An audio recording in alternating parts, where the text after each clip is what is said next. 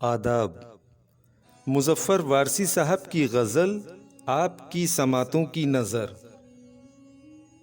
चेहरे जदीद जिस्म पुराने लगे मुझे, एक मोड़ पर तमाम ज़माने लगे मुझे।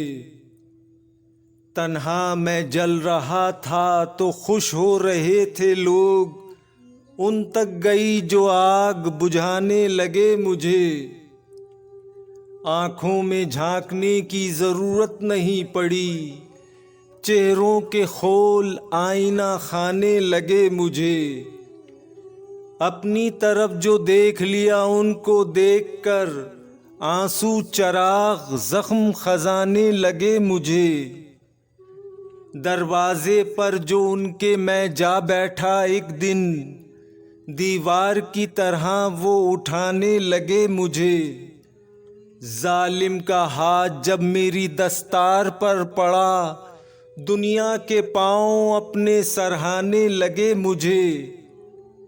सच्चाइयों का जहर मैं पीने चला तो हूँ, ये जहर पी के नींद ना आने लगे मुझे। आया ये कैसा गोल चढ़ाकर सितम ज़रीफ, अंदर के दाग भी नजर आने लगे मुझे। रखा न मेरी मौत का भी गम संभाल कर, आँखों से अपने लोग बहाने लगे मुझे।